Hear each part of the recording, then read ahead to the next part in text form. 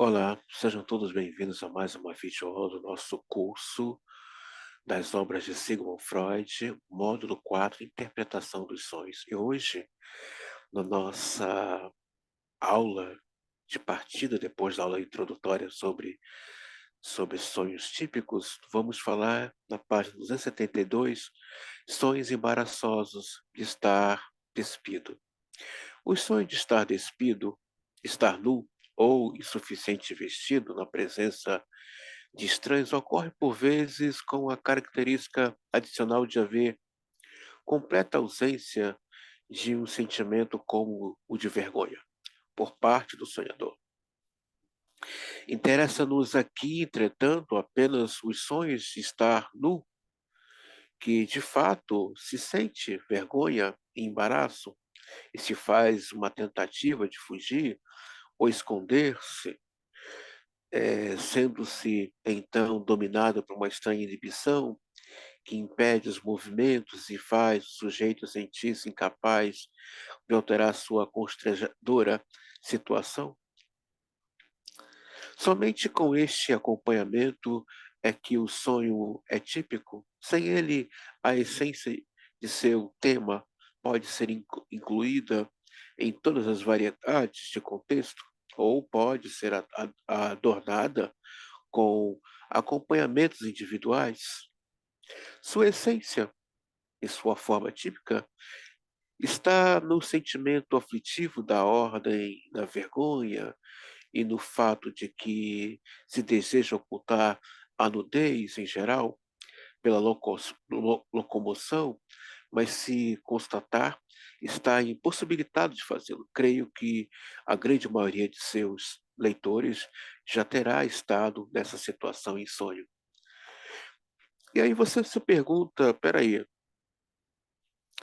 a tese central desse estudo dos sonhos é o desejo? Sim, é o desejo, é claro.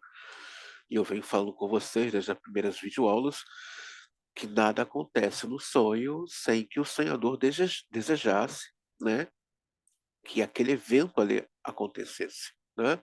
As pessoas que ele invoca para que reapareçam nos sonhos, mesmo que estejam mortas ou vivas, ele quer que reapareça ali no seu sonho. Mas nós já estudamos isso aqui, naquelas aulas, né, da censura. Peraí, já foi dito que nos sonhos o superego não aparece. Não, não é que ele não aparece, ele está ali, porém não está atuando. Pô, mas como é que é isso? O superego não aparece, o sujeito, eu sonho que estou nu e fico com vergonha. Tá, mas por trás dessa vergonha há uma atuação de desejo que o sujeito ficasse nu.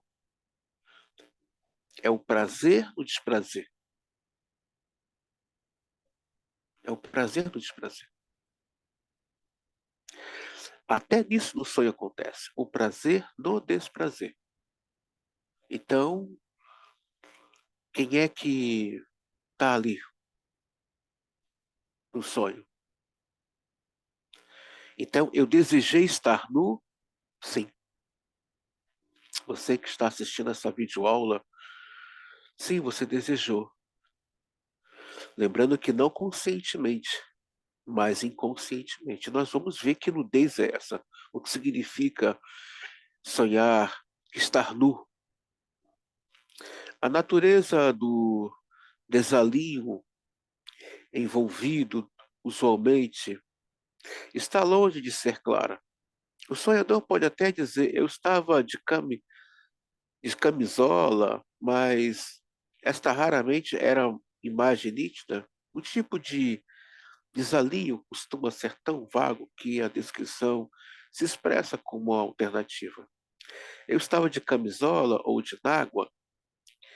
Em geral, a falha no toalete do sonho não é tão grave que pareça justificar a vergonha que dá origem.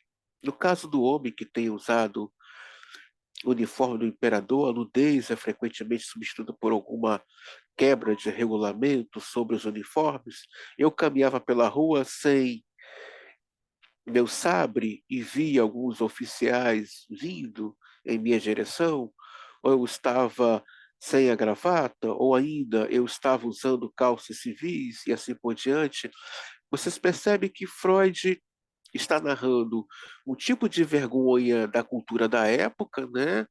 Está de nágua era estar seminua, estar de calçolão era estar nu, né, seminu, mas ele traz aqui elementos fantásticos, né, elementos fetichosos, né, como eu estava sem, é, como ele narra aqui o sujeito, né, eu estava andando pela rua, estava sem a minha gravata,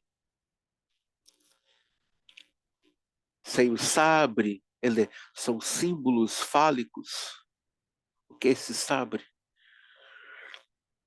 O que é essa gravata, né? De uma forma fetichosa, né? Às vezes o paciente, numa transferência é, é, erótica com o seu analista, dá de presente uma gravata, né? Um símbolo fálico, né?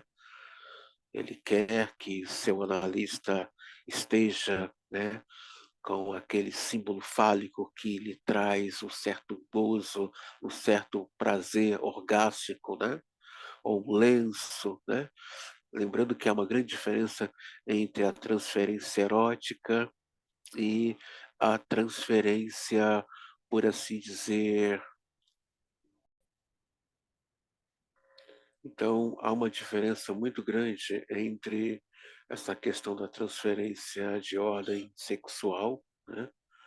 E essa transferência de ordem erótica, né? As pessoas acham que são as mesmas coisas, não há. Uma transferência erótica, o paciente tem aquela coisa do cuidado com o seu analista ou com a sua analista. Já o sonho já a transferência de ordem sexual, há realmente um desejo muito grande de possuir a figura do analista para a sua própria pessoa, né? E vamos continuar aqui. As pessoas em cuja presença o sonhador sente vergonha são quase sempre estranhos, com traços indeterminados. No sonho típico, nunca se dá o caso de a roupa que causa tanto embaraço suscitar objeções ou sequer ser percebida pelos espectadores. Ao contrário, elas adotam expressões faciais indiferentes ou, como observei no sonho particularmente claro, solenes e tensas. Este é um ponto sugestivo, né? O embaraço do sonho é a indiferença dos espectadores, oferece-nos, quando vistos em conjunto, uma daquelas contradições tão comuns nos sonhos. Afinal de contas, estaria mais de acordo com os sentimentos do sonhador que os estranhos o olhassem com assombro e escárnio ou com indignação? Mas essa característica é, objetável da situação foi, a meu ver, descartada pela realização do desejo, enquanto alguma força conduziu à retenção das demais características. As duas partes do sonho ficam, consequentemente, em desarmonia, uma com a outra. Possuímos uma prova interessante de que o sonho, na forma em que aparece, parcialmente distorcido pela realização do desejo, não foi corretamente entendido, pois ele se tornou a base de um conto de fadas com que todos estamos familiarizados na versão de Hans Andersen, A Roupa Nova do Imperador. Então, mais uma dica para a leitura e compreensão dos seus sonhos. Quem puder adquirir a obra, né, Psicanálise e os Contos de Fadas, vai ser vai te ajudar muito. Mas se puder se aventurar, comprar uma coleção, né, ou uma própria obra, né, de contos de fada, fique à vontade para você poder ali fazer suas interpretações psicanalíticas, tá? Irá ajudá-lo muito na compreensão dos sonhos, né? Que tem ali uma pitadinha assim de contos de fada, né? Por que contos de fada, né? Contos de fada, vamos nessa aula acabar com a inocência que nos resta, né? Os contos de fada foram criados para, na verdade, ocultar o que havia de criminalidade na Idade Média com as crianças. João e Maria nada mais é a verdadeira história deles, de que foram abandonados pelos pais na floresta, pois não havia comida. Então foram entregues aos animais ferozes que habitavam nas florestas, tipo o lobo, né, o urso, né? Chapeuzinho Vermelho, né? É a questão da pedofilia.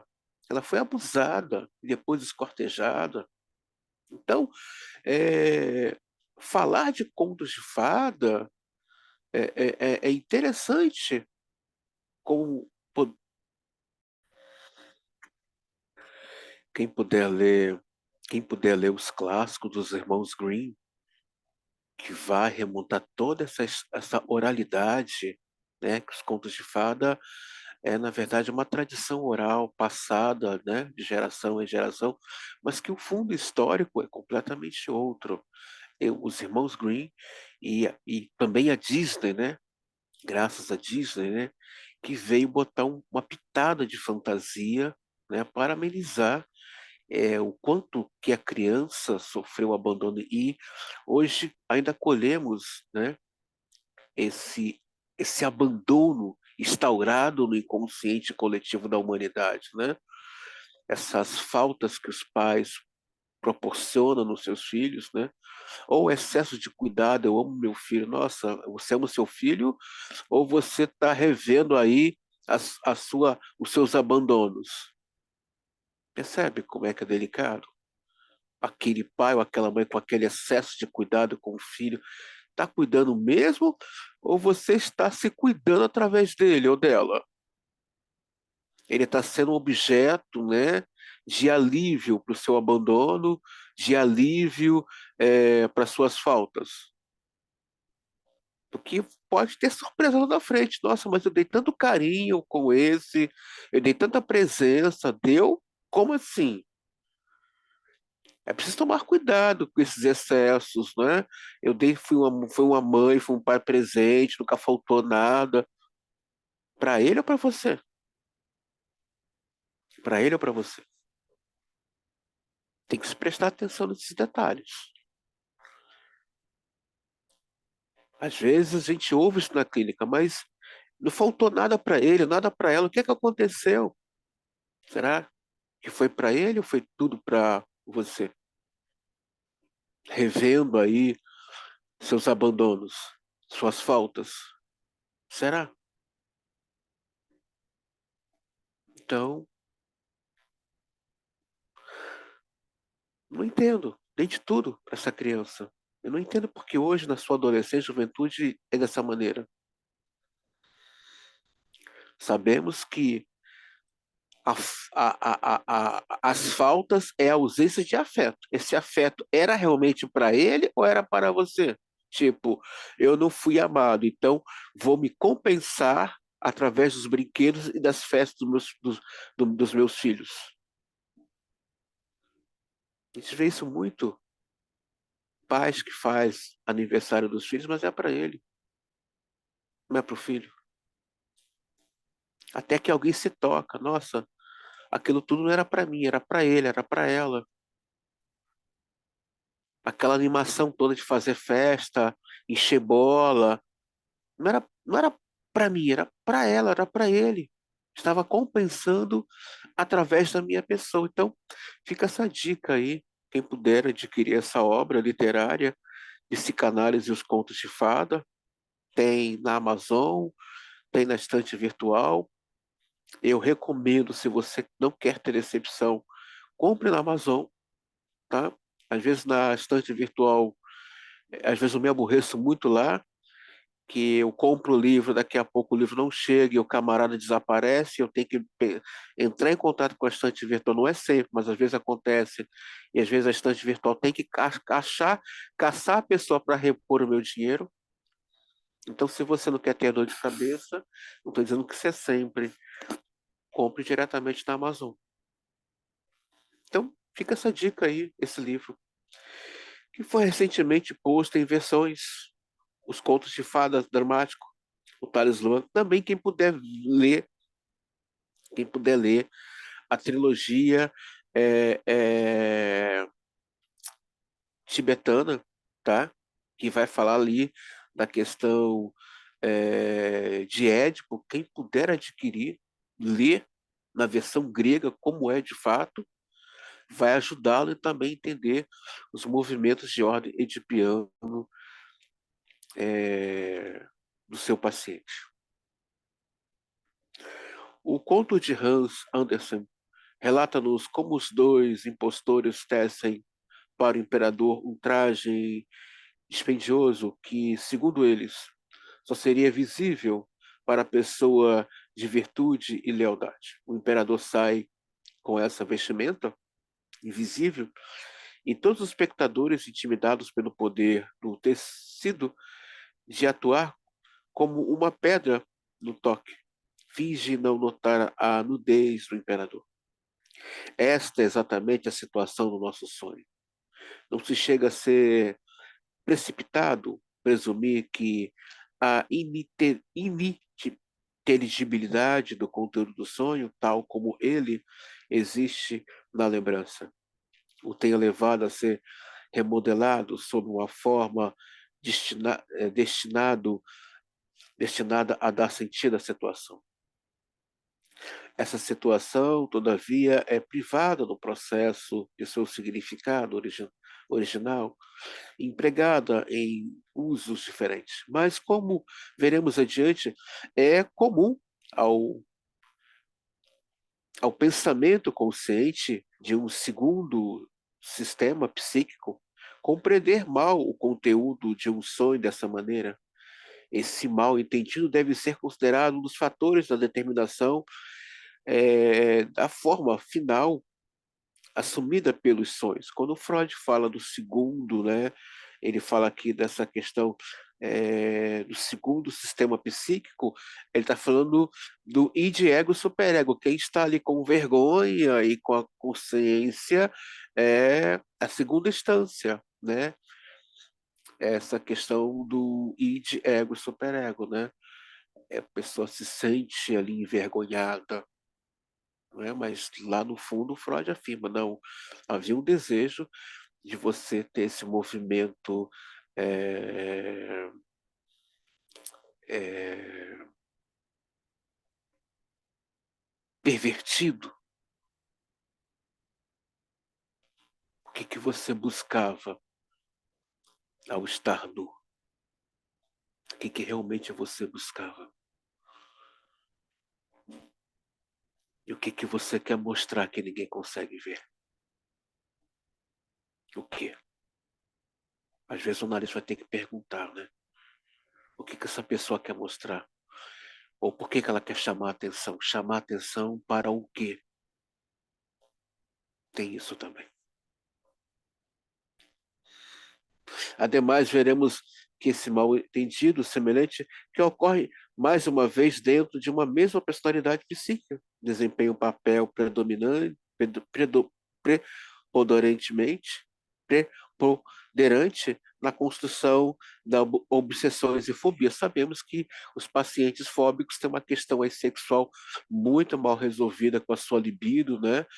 Fobia de aranha, fobia de cobra, fobia de lagarto, de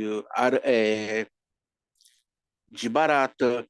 Há uma questão ali de ordem sexual que o assusta, que o paralisa, e nós vimos muito isso lá quando estudamos os módulos sobre histeria, né? Foram 3 módulos, foram 3 livros, né?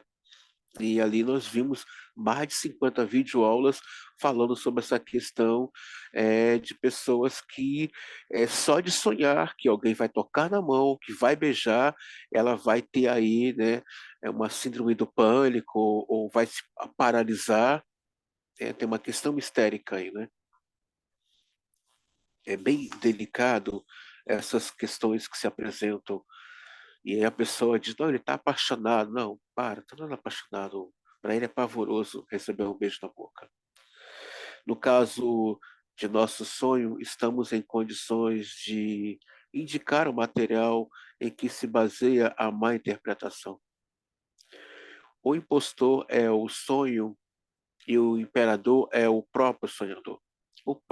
O propósito moralizador do sonho revela um conhecimento obscuro do fato de que o conteúdo onírico latente diz respeito a desejos proibidos que foram vítimas do recalcamento.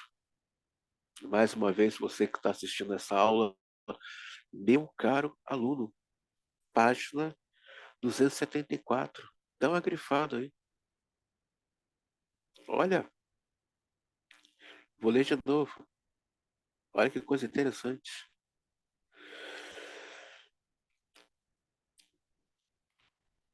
O propósito moralizador do sonho revela um conhecimento obscuro do fato que o conteúdo onírico latente diz respeito a desejos proibidos que foram vítimas do recalcamento. Aquela coisa que eu queria fazer, queria realizar, mas foi recalcado. Então ele reaparece no sonho para provocar esse mal-estar no sujeito, né? Olha aqui o que você gostaria de fazer. Você gostaria de fazer isso, né? Mas você recalcou. Aquele desejo reaparece. Então, esse sonho de nudez é um desejo. Ah, mas me causou constrangimento. Que bom! Imagine se fosse na vida real, né? Mas foi constrangedor, sim. Tipo, você não banca, mas aqui aparece você nu. Reapareceu. Mas como pode ser meu desejo se eu fiquei com vergonha? Não. Há um prazer no desprazer desse quadro.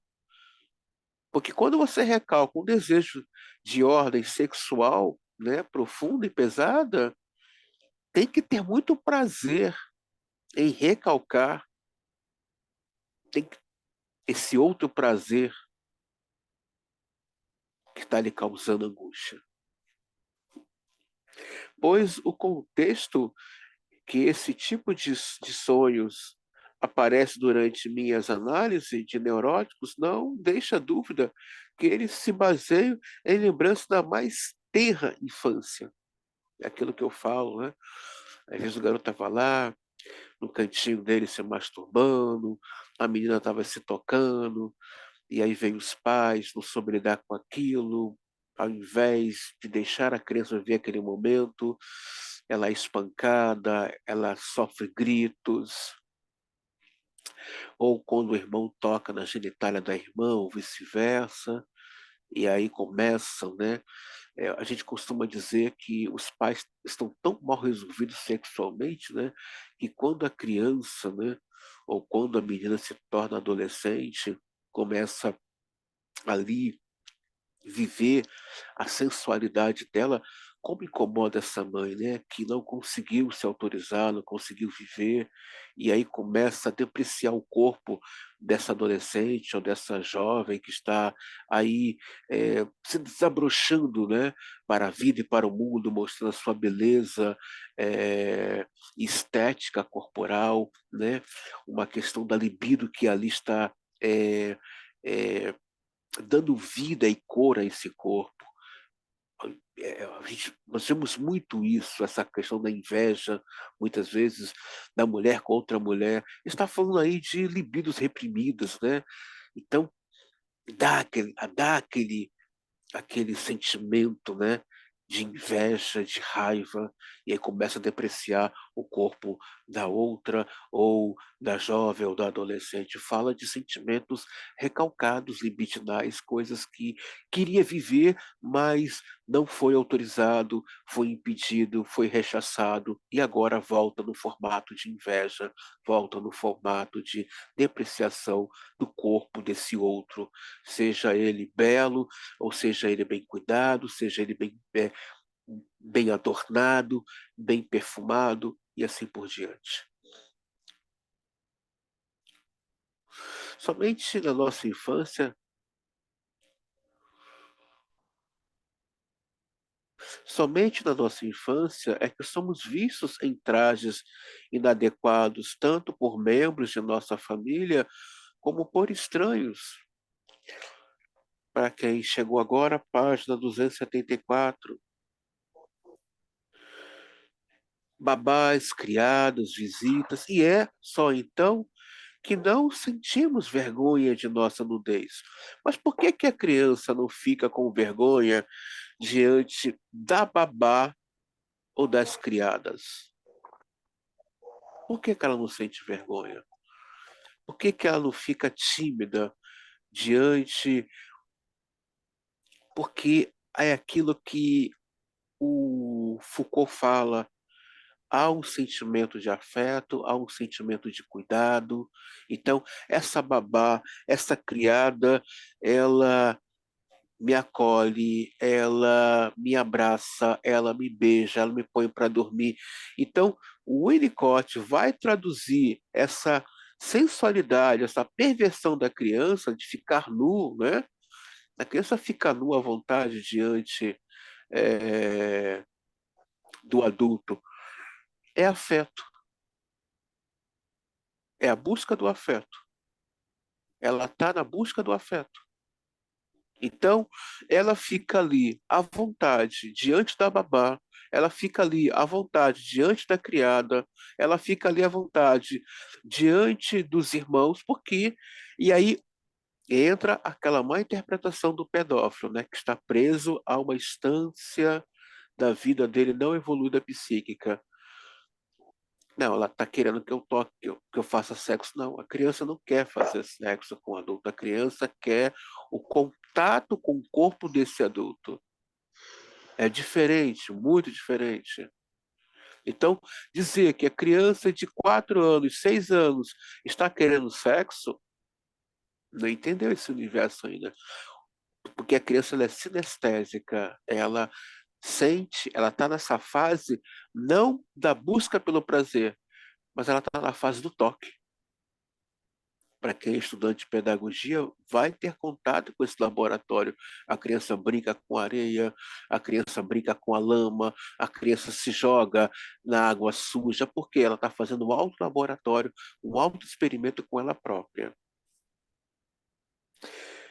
Podemos observar como o despiste tem um efeito quase excitante em muitas crianças, mesmo em seus anos posteriores. Em vez de fazê-las sentir-se envergonhadas, elas riem, pulam e dão palmadas enquanto a mãe ou quem quer que esteja presente as reprova e diz: que escândalo! Vocês nunca devem fazer isso. As crianças frequentemente manifestam o desejo de se exibirem. É difícil passarmos por um vilarejo no interior de nossa parte do mundo sem encontrarmos uma criança ou 2, 3 anos levantando a camisinha diante de nós, em nossa homenagem, talvez. Nós vemos aqui, eu- eu- nós vemos aqui o Freud narrando, né, que às vezes a criança ela se encontra às vezes na rua, isso também eu já vi. Então, ele está falando da cultura da época dele, as meninas levantavam a roupinha, os vestidinhos, não está oferecendo. Só que isso tudo é recalcado e reaparece na vida adulta. Como vai aparecer na vida adulta esse prazer de tirar a roupa? O que significa tirar a roupa? Lacan vai fazer uma outra linguagem, uma outra tradução disso aqui, uma outra interpretação maravilhosa. né, que nós vamos ver nas próximas aulas, onde eu vou trazer um pouco do Lacan. Página 274. Eu estou ainda.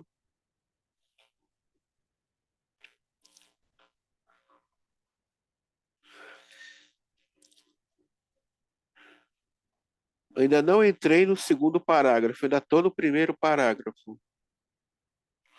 O segundo parágrafo é quando voltamos os olhos. Ainda estou no primeiro parágrafo, na, na parte onde está exibirem, ponto final.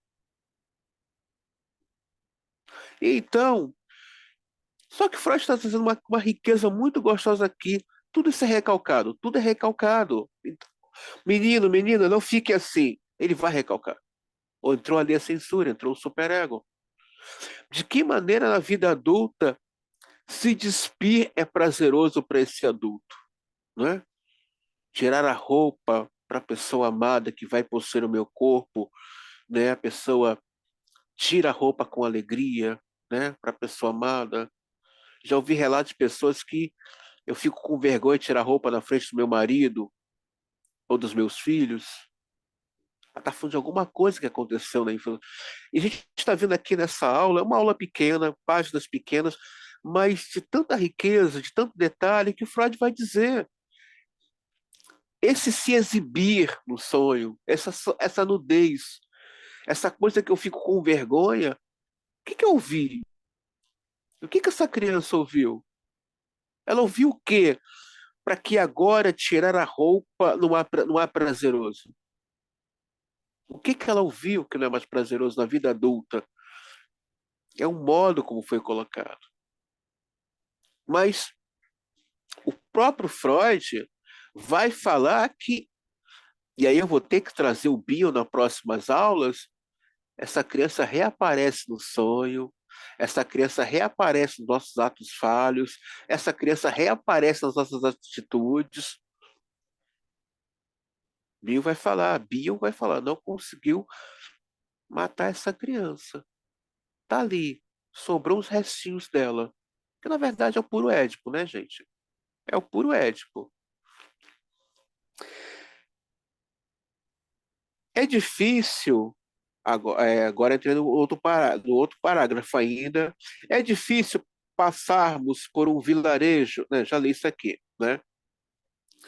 Onde meus pacientes guardam uma lembrança consciente de uma cena de 8 anos, quando, na hora de dormir, quis ir dançar no quarto ao lado, onde dormia sua irmãzinha, vestido seu camisão, mas foi impedida por sua babá.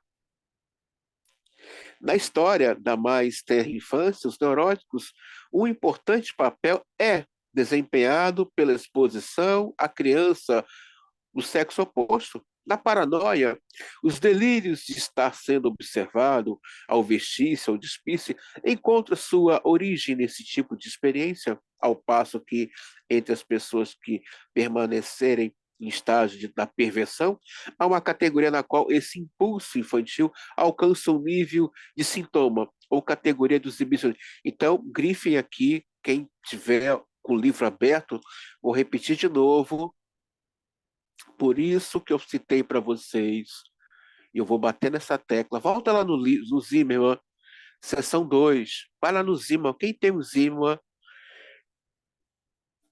Semana passada, uma aluna colocou no grupo, já duas alunas já imprimiu e encadernou. Volta na seção 2. Olha aqui o que o Freud fala dessa questão da exibição. Olha aqui, gente, eu vou ler de novo para vocês, para quem está em aula e para quem está assistindo essa videoaula gravada. Olha o que Freud diz aqui, coisa fantástica, tá? Vou ler de novo. A história terra, mais terra dos neuróticos, ali entra neurótico. O importante papel desempenhado pela exposição da criança no sexo oposto, né?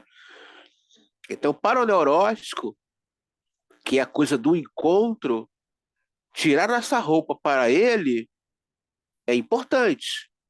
Olha o que ele fala do paranoico. É uma outra categoria de estrutura. Para os paranoicos, para a paranoia, os delírios de estar sendo observado ou vestício ou despício, encontra sua origem nesse tipo de experiência, ou seja, foi barrado pela babá, foi barrado pelo pai. Você vai fazer o que no quarto da sua irmã, o garoto? Também que sua irmã está dormindo? Tá fazendo o que lá, o pirralho? Volta.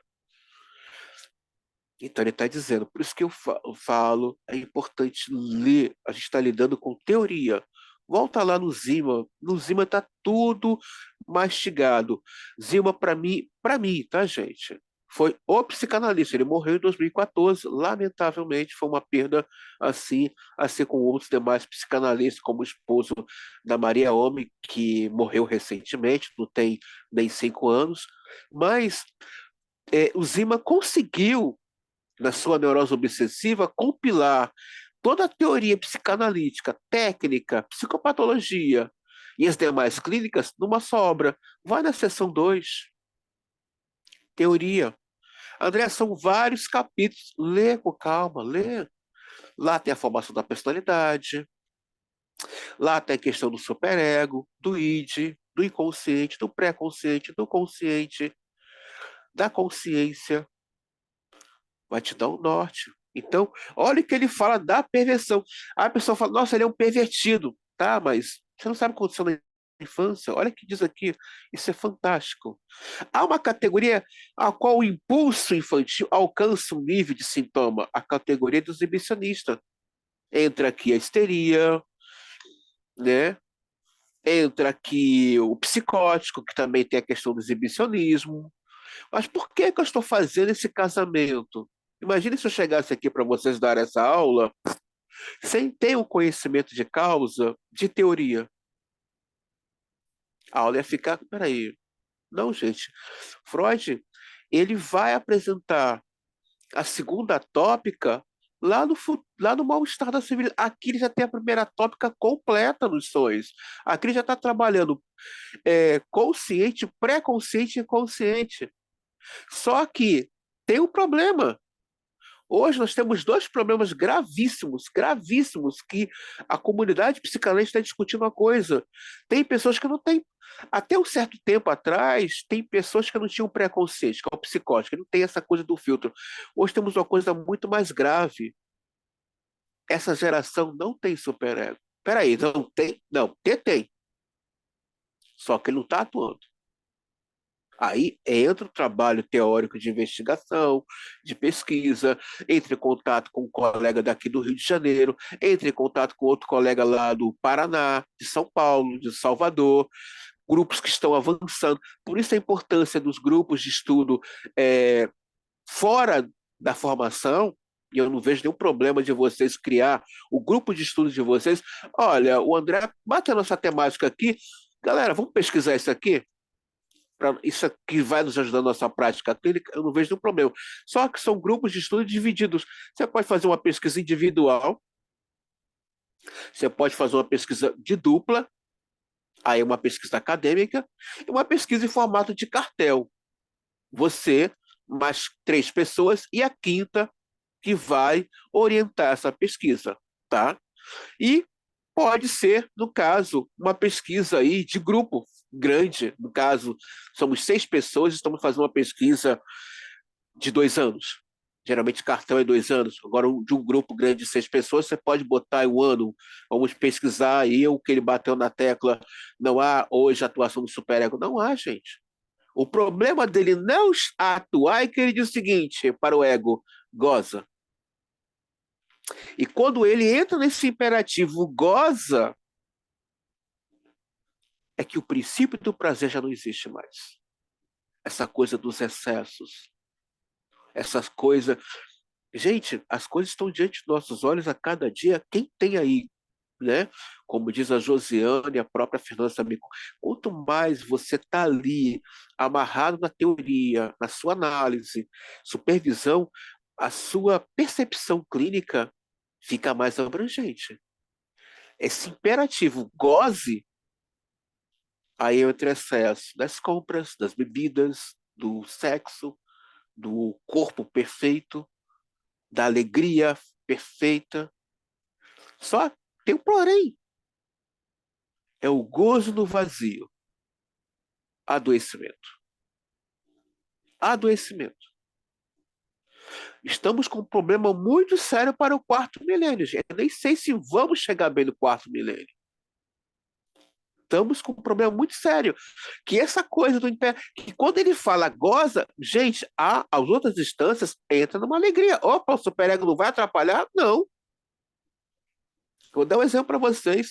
Não sei quem lembra aqui, em 2019, um problema que houve no Espírito Santo. A polícia de lá entrou em greve, só no Espírito Santo. As pessoas invadiram loja, as pessoas saquearam supermercados. A polícia estava ali. Quando entra o imperativo goze, vai, goze, nós vamos ver o que acontece nessa aula aqui, esse goze. O que que, o que acorda?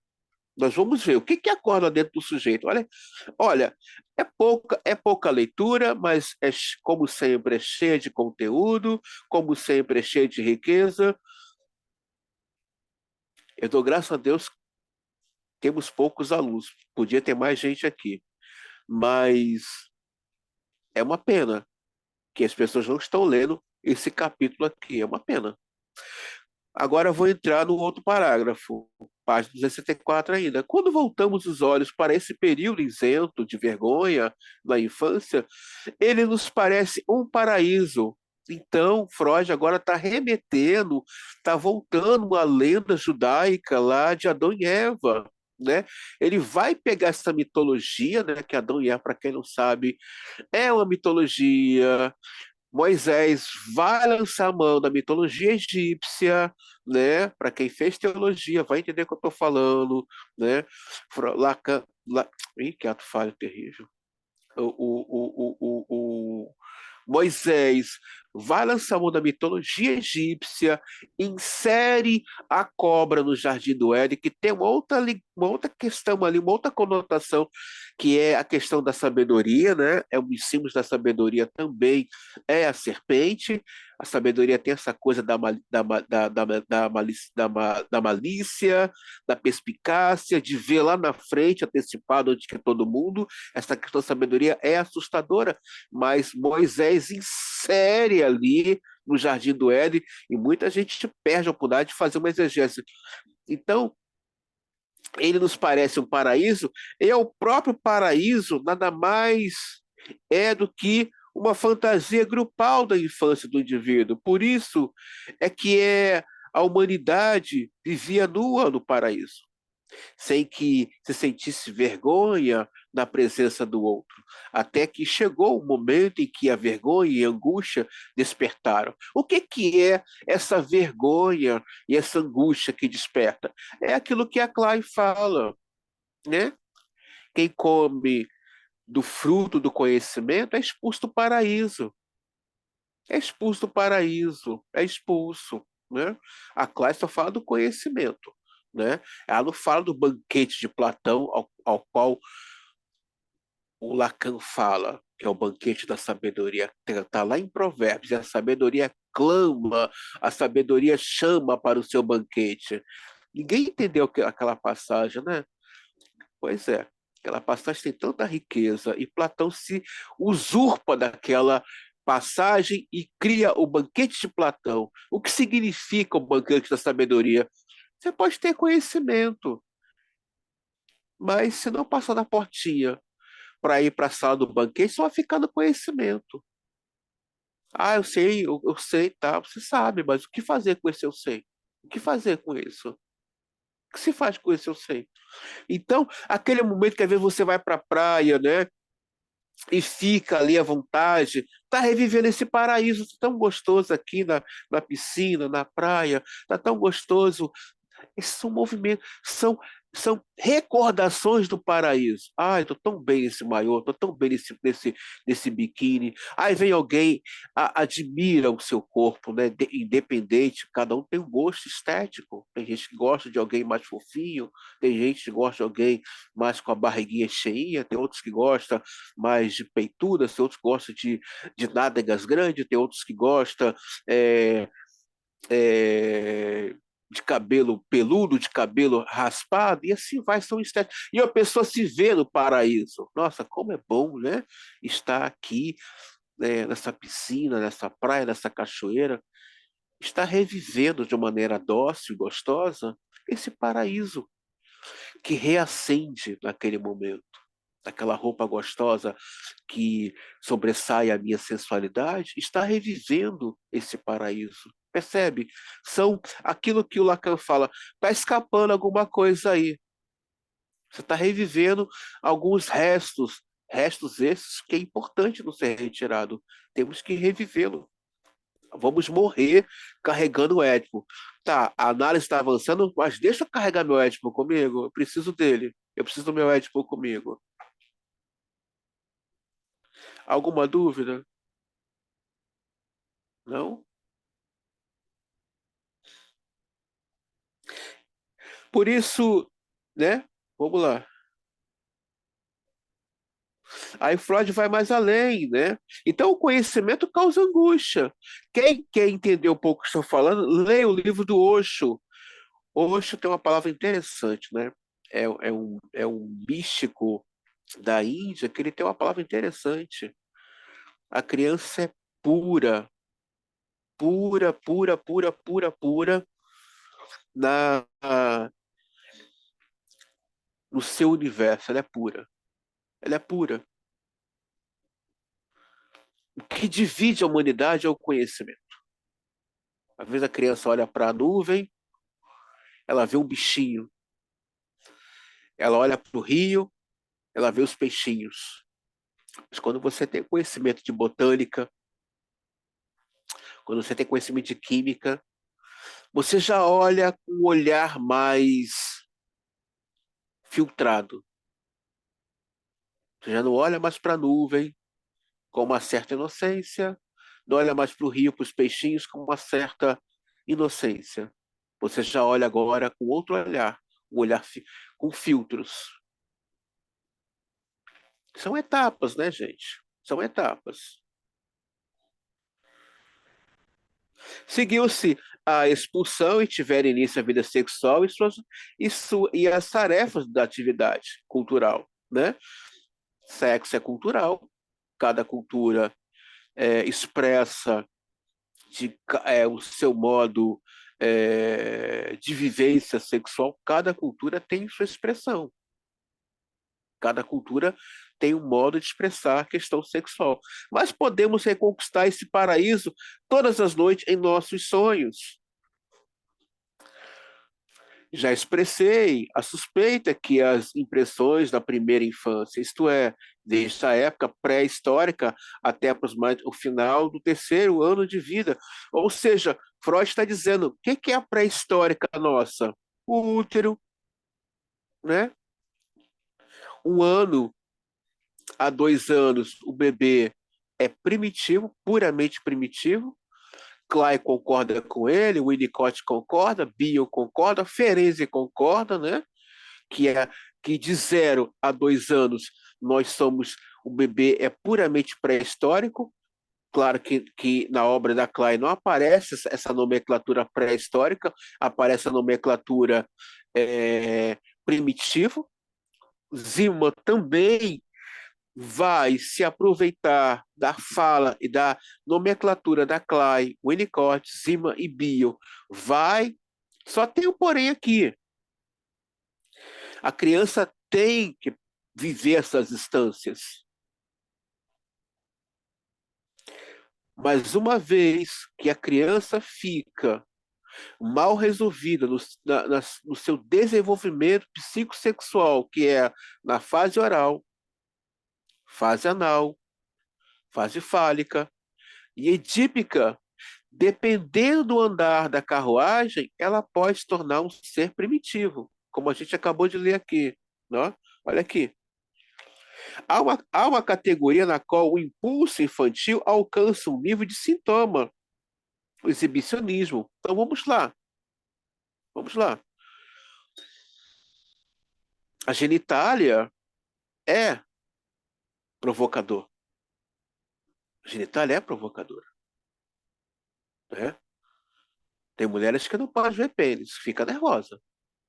Tem homens que não podem nem ver o volume de uma vagina, fica nervoso.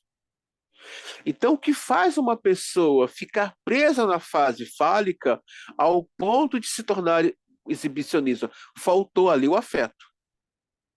Lembrando a vocês mais uma vez, toda vez não estamos aqui para ir contra o urologista, a medicina, a psiquiatria, a neuro... Não, a gente vamos ouvir o urologista, nós vamos ouvir o médico, o psiquiatra, o psicofarmacêutico, vamos ouvir todo mundo. Mas nós vamos fazer a nossa trilha. Peraí. O que aconteceu aqui na fase fálica, ao ponto dessa pessoa ter que sair de casa, botar uma calça hiper apertada para mostrar o volume do pênis para as pessoas? O que aconteceu aqui com essa mulher, que ela tem que botar uma calça hiper arrochada para mostrar o tamanho da vagina dela? Alguma uma coisa é você ter uma sensualidade espontânea, uma libido espontânea, aquela coisa que é do natural, aquela coisa que a pessoa olha assim, nossa, o que que esse homem tem, né? Que tudo nele é atrativo, é gostoso. O que que essa mulher tem que tudo nela é atrativo e gostoso? Uma coisa é algo da ordem da admiração, que se torna também uma pulsão invocante. A outra coisa é ter que provocar no outro. Tá falando de uma falta. Faltou o que ali? A mamãe falar esse bingolinha da mamãe? Ou do pai falar essa caverninha, papai tá olhando, papai tá cuidando? Gente, é aquilo que o Coutinho fala, é o olhar junto à palavra, mas uma palavra que tem o afeto ali no meio. Isso dá um norte para o desenvolvimento sexual dessa criança. Então, uma pessoa que fica presa ali, né? Como o caso da histérica, como caso psicótico, como caso homossexual. Nem todo homossexual é exibicionista, mas há alguns rapazes alegres que passa da alegria, né, de ser exibidos, né? Faltou. Não tem afeto, entra a falta. Ah, mas tem como compensar? O Freud vai falar isso, né? Aquela coisa que o Zimmer fala, a compensação. Como compensar? Você pode sempre a partir do outro. Nunca é só. Gente, nada nosso é sozinho. Não tem essa, eu vou me tornar analista sozinho. Não, colega, você só vai se tornar analista nesse, nesse passe entre olhares, entre colegas. Não tem essa. Entre olhares, entre passes. Você só vai descobrir que você se ama amando esse outro inferno. É, amando aquele teu filho adolescente que você quer apertar o pescoço dele. É esse outro que nos ensina. Nunca é sozinho. Nem João Batista se tornou João Batista sozinho. Nem ele. Ele precisou da mamãe dele, do papai, do primo dele lá que depois no futuro morreu, e dos gafanhotos que ele comia lá, os bichinhos, né? Lá com mel. Pegava os bichinhos, botava para cozinhar e comia os bichinhos. Não sabe dessa história, não? Lê lá de novo, lá, o capítulo 3 de Mateus. Ele comia gafanhoto. Onde é que eu tô?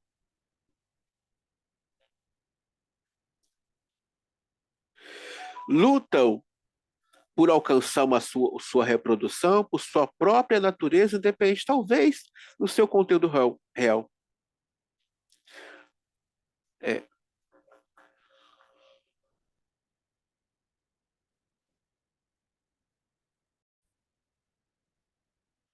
por, é, em sua repetição, constituição e realização de um desejo, portanto, os sonhos de estar despido são sonhos de exibição. Sabe-se que a exibição é algo da perversão, sabe-se que o Édipo, estudando um pouco ele mais, ele é pura perversão, é ali que está é, o desejo dos pais recalcado aparece no Édipo. O homossexual Zimmermann vai falar, Bion vai falar, Jung vai falar, né? André Gomes vai falar. O homossexual é uma resposta do desejo reprimido dos pais, né? É ali no Édipo. É ali no Édipo que está o desejo dos pais reprimido, é ali no Édipo que está as produções de heróis, está tudo ali no Édipo.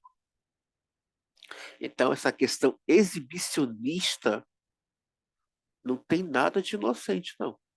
Ah, eu sonhei que eu estava pelado. Tá, você sonhou que estava pelado, tudo bem, você sonhou que estava pelado. Mas tem uma questão meio de piano aí? Tem. Tem uma questão de perversão? Como tem? O que se busca, o que se quer através desse exibicionismo? O que se busca de verdade? Página 275. O núcleo de um sonho de exibição situa-se na figura do próprio sonhador. Está falando dele. Não, não como era em criança, mas como aparece no presente. E é em seu traje inadequado que emerge indistintamente, seja em virtude de camadas superpostas, de inúmeras lembranças posterior de estar desalinhado, seja com a decorrência da censura. Ou seja, peraí, esse está despido fala. Vamos voltar aqui. Olha que coisa gostosa. Página 274. Vou ler de novo para vocês. O conteúdo onírico latente de respeito a desejos proibidos que foram vítimas do recalcamento na infância. Na infância. Na pré-adolescência, na adolescência. Aí reaparece lá. Sei que eu estava pelado numa festa, sei que eu estava pelado na rua, sei que eu estava pelado no museu. E nós vamos ver aqui por que essa nudez aparece de forma tão exibicionista e pervertida no sonho. Acrescenta-se, acrescentaram-se a isso as figuras das pessoas em cuja presença o sonhador se sente envergonhado. Claro, é o prazer no desprazer. Mas aquilo que o Freud fala, que está por trás dessa atuação é um grande desejo de realmente estar nu. Não sei de nenhum caso em que os espectadores reais da cena infantil de exibição tenham aparecido no sonho. O sonho raramente é uma lembrança simples. Curiosamente, as pessoas a quem era dirigido o nosso interesse sexual na infância são omitidas, e todas as reproduções que ocorrem nos sonhos, na histeria e na neurose obsessiva. É só na paranoia que esses espectadores reaparecem, e embora permaneçam invisíveis, sua presença é inverida, inferida como uma convicção fanática. Ou seja, o que aconteceu na vida do neurótico e da histérica na infância, os personagens que estavam diante dela nu, não reaparecem no sonho dele nu, adulto, mas do paranoico, do psicótico, aparece. Interessante, né? Ele vai lembrar. Essa pessoa aqui estava no. Quando eu era criança, ela me viu pelada. Né? Aí a gente vê como cada. Por isso que a importância de entender. E a gente vai chegar na sala de direção do tratamento e vamos voltar de novo no Zimmer na parte da entrevista, quando o Freud fala de identificar a estrutura para ter a direção do tratamento. Se você sabe a estrutura que você está lidando da sua clínica dos sonhos, você vai ter uma outra postura. Você não vai dizer para o paranoico ou psicótico, não. Não é isso, não. Não, você vai confirmar. Então, é verdade, né? Percebe? Você não vai dizer não. Já para um histérico, um neurótico, você pode perguntar, mas quem seriam essas pessoas de verdade que estão aí no sonho? Quem seriam elas? Quem são essas pessoas que você não consegue identificar. Quem você acha que seriam elas que estão aí no seu sonho? Já o paranoico psicótico, ele vai afirmar, olha, é fulano, é cicrano, é beltrano. Você não vai dizer o contrário. Você não quer morrer, né? Você vai confirmar, não. É isso mesmo, você está certo. O que toma o lugar deles nos sonhos? Uma porção de estranhos que não presta a menor atenção ao espetáculo oferecido. Não é mais, nada menos do que o contrário imaginário do único indivíduo conhecido de quem o sonhador se impunha. Aliás, uma porção de estranhos aparece com frequência nos sonhos em muitos outros contextos, representando sempre o oposto imaginário do sigilo. Já observou que quando você sonha que está nu, quem te vê nu não está com vergonha de você? Preste atenção nos seus sonhos de nudez, se as pessoas estão constrangidas com a sua nudez. Preste um pouco atenção. Quando acordar, que lembrar, veja os detalhes dos rostos, se estavam constrangidos. O que o Freud está dizendo aqui, eles estão indiferentes. O que significa essa indiferença com a nudez desse que aparece nu no sonho, que é o próprio sonhador? Observe, tenta observar. É de se observar que na paranoia, quando se restaura o estado das coisas original, essa inversão é o oposto, é observada. O sujeito sente que já não está sonho, não tem nenhuma dúvida de estar sendo observado, mas os observadores são uma porção de estranhos, cuja identidade permanece curiosamente vaga. Além disso, o recalcamento desempenha um papel nos sonhos de exibição, pois a aflição experimentada nesses sonhos é uma reação por parte do segundo sistema ao fato de o conteúdo da cena de exibição ter encontrado expressão a despeito do veto imposto a ele. Para que estivesse a aflição, a cena nunca deveria ser revivida. Ou seja, tudo que foi recalcado vai aparecer nos sonhos. Tudo que foi recalcado, tudo, pela ordem do desejo, que é o desejo que está invocando esse recalcamento, vai reaparecer nos sonhos. Vai reaparecer com muita força. Voltemos, página 276.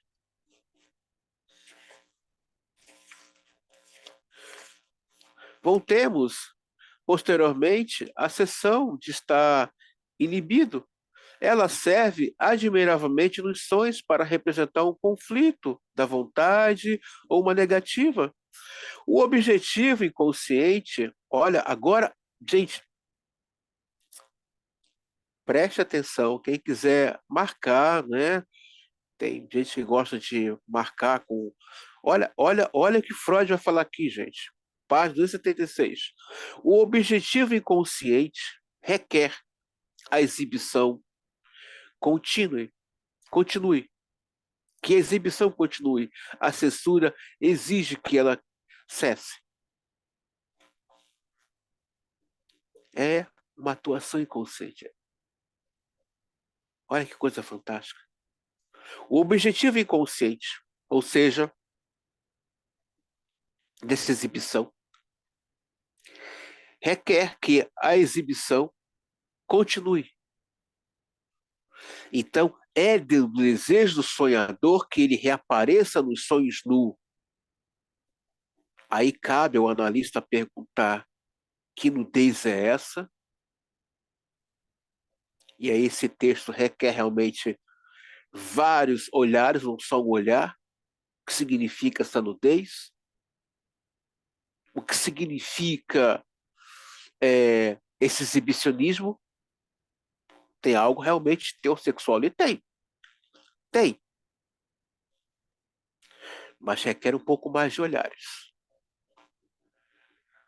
Não há dúvida que os vínculos entre nossos sonhos típicos e os contos de fadas e o material de outros tipos de literatura criativa não são pouco nem acidentais. Olha aqui o Freud dá outro caminho das pedras para na ajuda à interpretação dos sonhos. Eu disse anteriormente, volto a falar.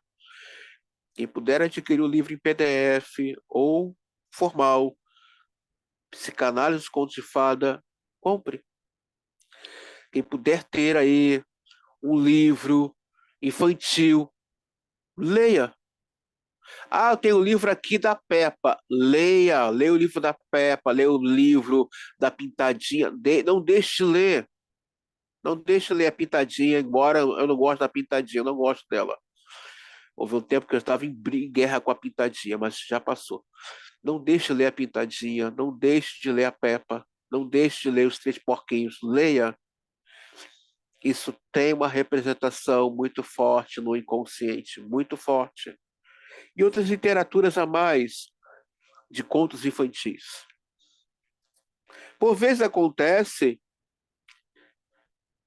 por vezes acontece, página 276, acontece um olhar penetrante de um escritor criativo tem a compreensão analítica do processo de transformação, do qual ele não costuma ser mais do que um instrumento. Aqui é o discurso do mestre, é o discurso do analista, né? O que Freud está dizendo?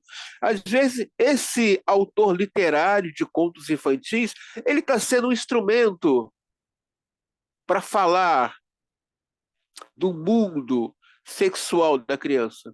Como eu falei para vocês, Chapeuzinho Vermelho foi abusada. Essa é a verdadeira narrativa.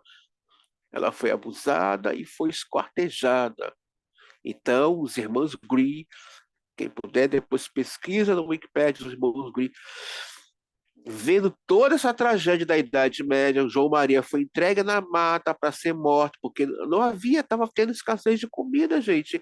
Então os pais jogaram, né, espera aqui papai e mamãe, não voltou mais.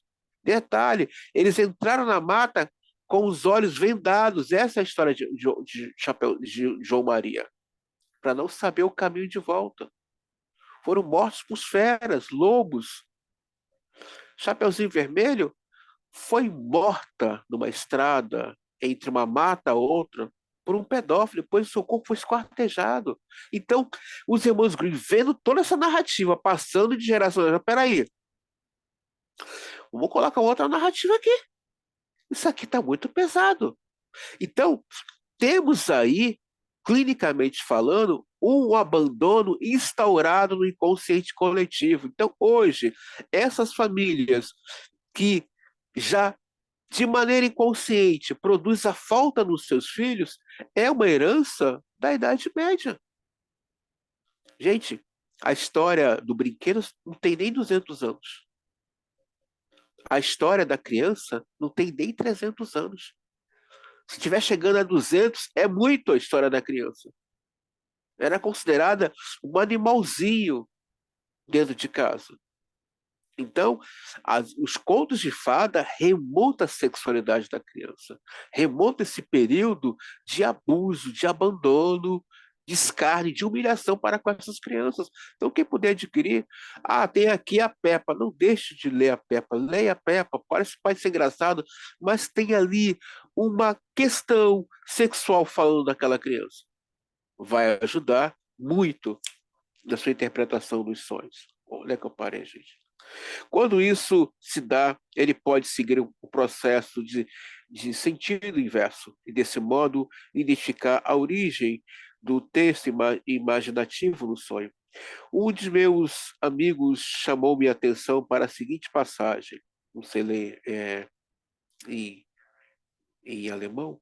Espero, meu caro Lee, que você jamais aprenda por experiência própria a verdade peculiar e maliciosa dos apuros de Ulisses, quando apareceu nu e coberto de lama diante dos sonhos de Nausicaa e de suas servas. Devo eu dizer-lhe como isso pode acontecer? Vejamos o nosso exemplo. Se você estiver vagando por terras estranhas, longe de sua pátria e de tudo que lhe é caro, e se tiver visto ou ouvido muitas coisas, conhecido a tristeza e a inquietação, e se sentir desolado e desesperado e desesperançado, então inviavelmente sonhará uma noite em que está aproximando de casa. Você haverá a, resplandecente e iluminada das mais vivas cores e as mais doces, mais caras e mais amadas formas de se encaminharão em sua direção. Então, subitamente, você perceberá que está em trapos nu, empoeirado. Será tomado de indizível vergonha e terror. Tentará encontrar abrigo e se esconder. E acordará banhado de suor. Este, enquanto respirarem, os homens será o sonho do viajante infeliz. E Homero invocou a imagem de seus apuros da mais profunda e eterna natureza do homem. Você veja que ele traz aqui a mitologia grega pura. Mais uma dica, e quem puder adquirir livros de mitologia grega.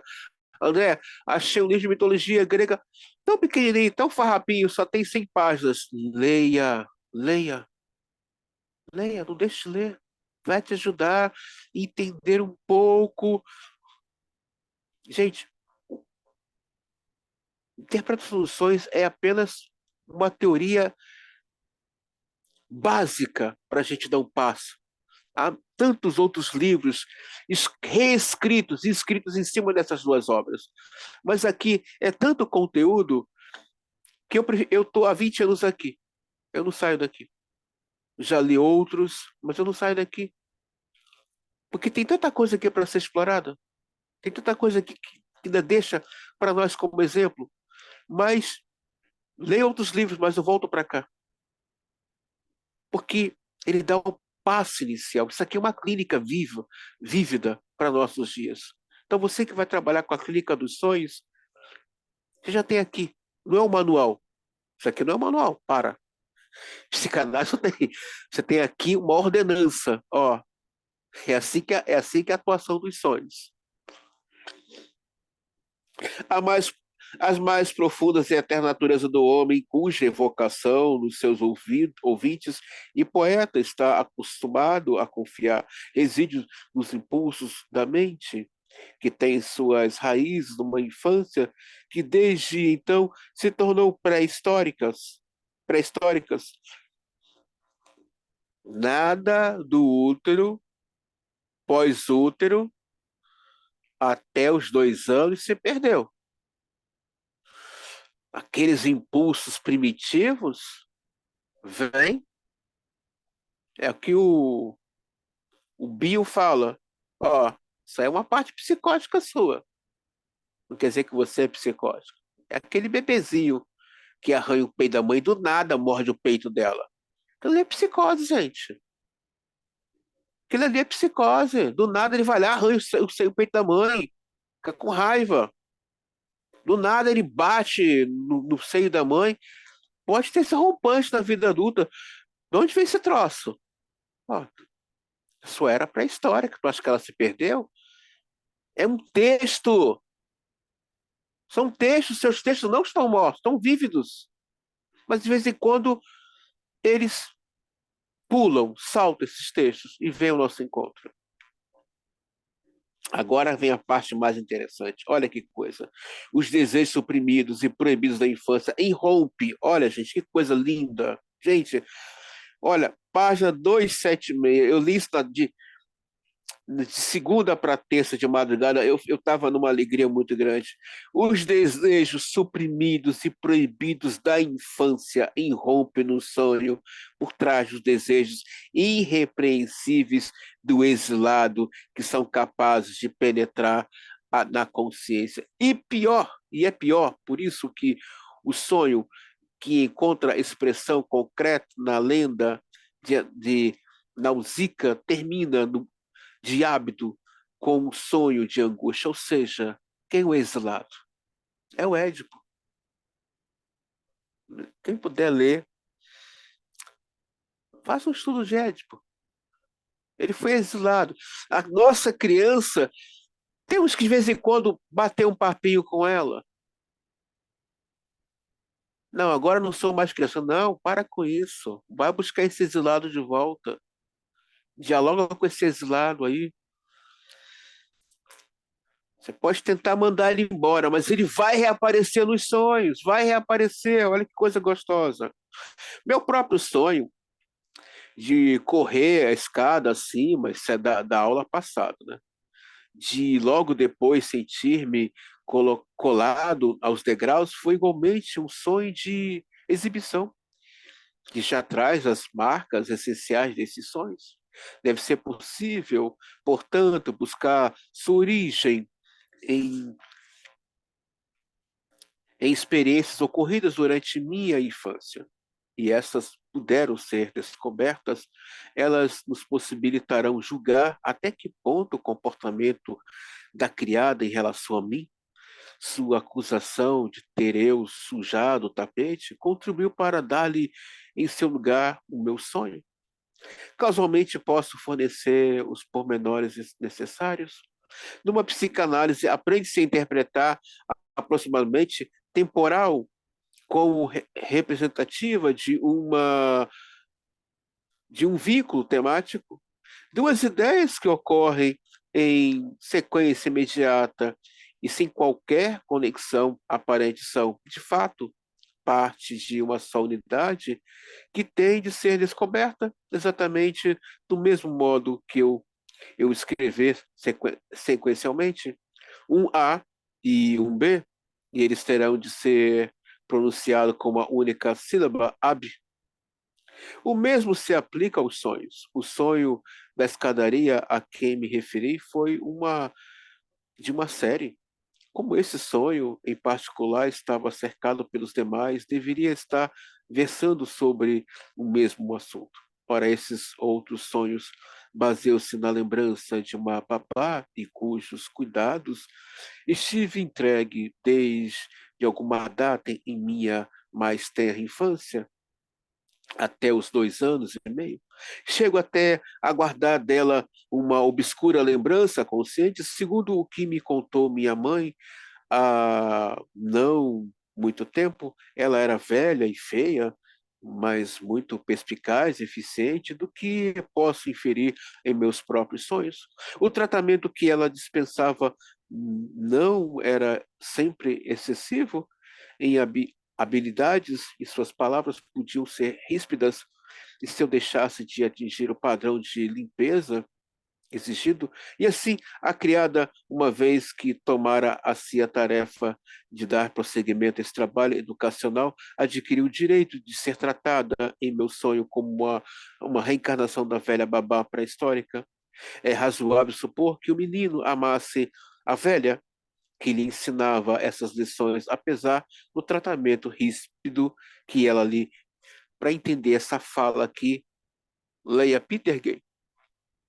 Quem não adquiriu, eu recomendo mais uma vez, tá? Essa narrativa aqui.